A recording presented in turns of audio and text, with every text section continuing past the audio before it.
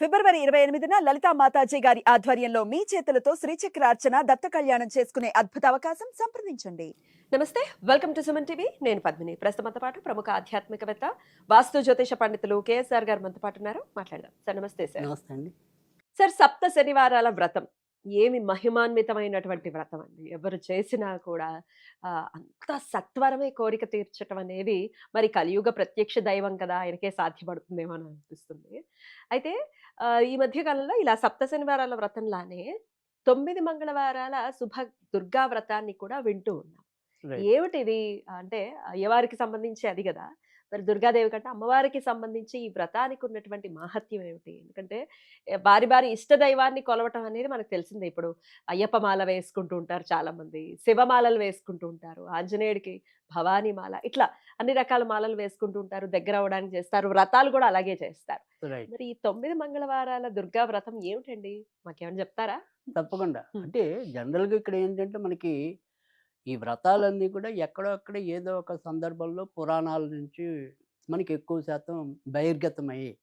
కాపోతే కొన్ని కొన్ని పురాణాల్లో వచ్చిన ఈ వ్రతాలు గాని, నోములు గాని ఇలాంటివి ఒక్కోసారి జనబాహుళ్యంలోకి తీవ్రంగా వెళ్ళి ఉండకపోవచ్చు.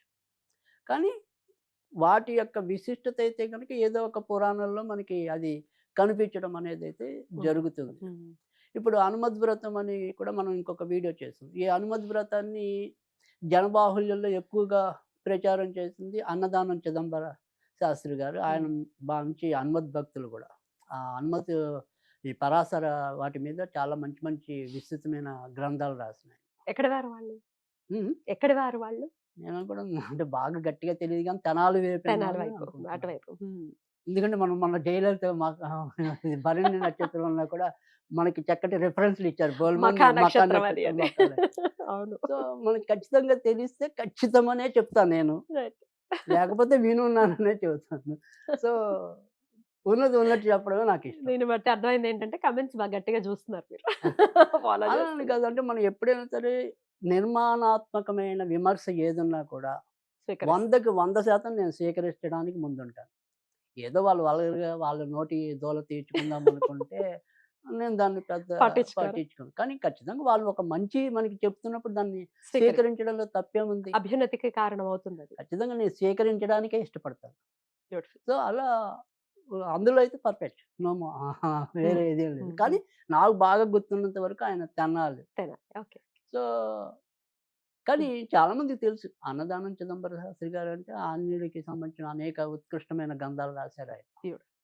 తర్వాత ఇప్పుడు అది హనుమద్ ఆయన ప్రచారం చేస్తే, ఇలా భక్త ఏమంటాం నరసింహస్వామి వ్రతం అని, తర్వాత ఇలాగే వెంకటేశ్వర స్వామిలోని ఇంకో రకం వ్రతాన్ని గాని, ఇప్పుడు నేను చెప్పబోయే ఈ దుర్గా వ్రతం గాని, ఇలాంటివి కొంతవరకు మనకి విశ్వపతి గారు అంటారు. విశ్వపతి గారా? హ్మ్. సో, వాళ్ళ పూర్వనామం తిమ్మరాజు ఏదో హ్మ్. మొత్తానికి గాని వెంకటేశ్వర స్వామికి సంబంధించి అనేక విషయాలు ఆయన చెప్తూ ఉంటారు కదా. బోలెడన్ని ఉత్తమసల ఎక్కువ విషయాలైతే వెంకటేశ్వర స్వామి మీద ఆయన చెప్తూ రాశారు. ఉంటారు. కాబట్టి ఇలాంటి కొన్ని కొన్ని వ్రతాలను కూడా ఆయనే కొద్దిగా జనాలకి మరుగున పడిపోయినవి కొన్ని బయటికి తీసుకొచ్చే ప్రయత్నం అయితే గనక గట్టిగా చేస్తారు. గట్టిగానే ఆయన నాకు గుర్తున్నంత వరకు. గుర్తుండడం కాదు ఖచ్చితంగా అయితే ఆయనే. ఆయనే. అవును. నేను నమ్మకం బాగా ఉంది. సప్త శనివారాలకు కూడా ప్రాచుర్యం ఆయన వంతు ఉందా? అంటే సప్త శనివారాలు అనే దాంట్లో కాకుండా శనివారాల వ్రతాన్ని ఆయన ఇంకొక యాంగిల్‌లో. యాంగిల్‌లో తీసుకొచ్చారాయన. బ్యూటిఫుల్.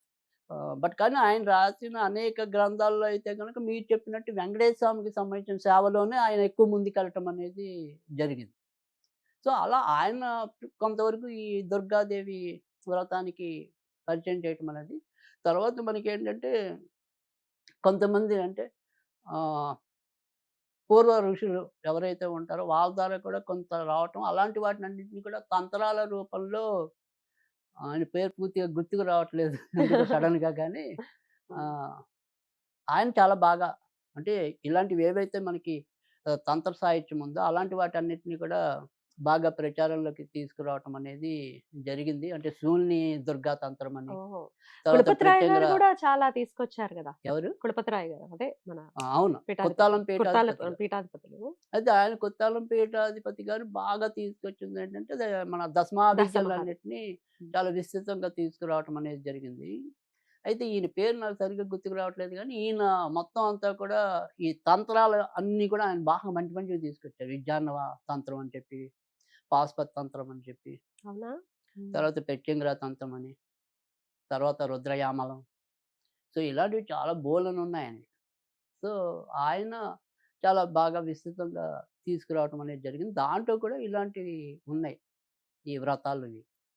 శివల సుబ్రహ్మణ్యం గారు రెమెడీస్ శివల చెప్పారు. సుబ్రహ్మణ్యం గారు పూర్తిగా రెమెడీస్. జ్యోతిష్యానికి సంబంధించిన వారు. రెమెడీస్. సో, ఈయన ఎందుకో ఎవరాయన? మరుగున పడ్డారు నాకు. ఎప్పుడు నా నోట్లో ఉండే ఆయనే గానీ, ఇవాళ అమ్మవారు ఎందుకు ఆయన పేరు నాకు అదే అక్కడే ఆగిపోయింది బ్రెయిన్. ఎవరు ఎవరు. హ్మ్. సరే. అది. ఓకే. ఏమిటి అయితే ఈ 9 మంగళవారాలా? రైట్. అయితే దుర్గా. ఇక్కడ ఈ 9 మంగళవారాల్లో మనకేంటంటే జనరల్‌గా దుర్గాదేవి పూజ ఎలాగైతే మనం షోడశోపచారాలతో చేస్తామో హ. శ్రీ సూక్త విధానంలో, హ్మ్. అలా ముందు పూజ చేసేయటం అనేది ఉంటుంది. ఆ తర్వాత అన్ని వ్రతాల్లో లాగానే ఇందులో కూడా 5 కథలుంటాయి. హుహు. అయితే ఇక్కడ ఈ 5 కథలు, ఈ వ్రతం అనేది 7 అదే ఇందాక మనం 9 మంగళవారాలు ఏదైతే ఈ శుభ దుర్గా వ్రతం అనేది. అంటే ఈ అన్ని రకాల శుభాలకి చేకూర్చడానికి ఈ వ్రతం ఉపయోగించుకోవటం అనేది ఒకటి. జీవితంలో ఎలాంటి కఠినమైన పరీక్షలున్నా కూడా ఎదుర్కొనడానికి కూడా అబ్బా! ఈ వ్రతం ఉపయోగపడటం అనేది ఒకటి. తర్వాత ఈ పరీక్షలే కాదుట. మామూలుగా విద్యార్థులు రాసే పరీక్షల్లో కూడా ఓహ్!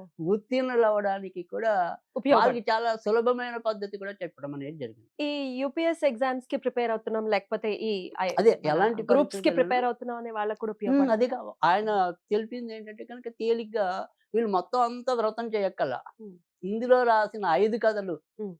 చదివేసి ఓహ్! హ్మ్. అమ్మవారికి ఏదైనా సరే నివేదన చేసి పరీక్షలో విజయం కావాలని కోరుకున్నా కూడా విజయం లభిస్తుంది అని. అద్భుతం. వాళ్ళ పిల్లల కోసం తల్లులైనా చేయొచ్చా? అంతేగా తల్లులైనా చేయొచ్చు. వాళ్ళు అద్భుతం. పాపం తలమునకలై వాళ్ళెలాగో చదువుకుని ఇప్పుడు ప్రిపేర్ అవుతుంటే గ్రూప్స్ అంటే మామూలు విషయం కాదు. కాదు 24 కదా! గంటలు సరిపోవు చదవడానికి. కదా! ఆ! కనుక వాళ్ళు కూడా ఈ కథలు కేవలం ఒక్కటి చదివితే వాళ్ళకి అద్భుతం. వాళ్ళ పుస్తకాలతో పాటు ఈ 5 కథలు చదివితే చాలు. సో, సూపర్ అలా సార్. రాసినా కూడా ఫలితం వస్తుంది అని చెప్పి. హ్మ్. తర్వాత రెండోదేంటంటే దీని యొక్క నియమాల్లో ఆయన సాధారణ వాళ్ళందరినీ కూడా దృష్టిలో పెట్టుకునే చెప్పి ఏమన్నా అంటే సపోజ్ మీకు సాయంకాలమే ఈ వ్రతం చేసుకునే సౌలభ్యం ఉందనుకోండి. పొద్దునంతా కూడా ఉపవాసం లేకుండా ఉండవలసిన అవసరం లేదు అన్నారు. ఆ! సో, కొద్దిగా సాత్విక ఆహారం తీసుకుంటే చాలు.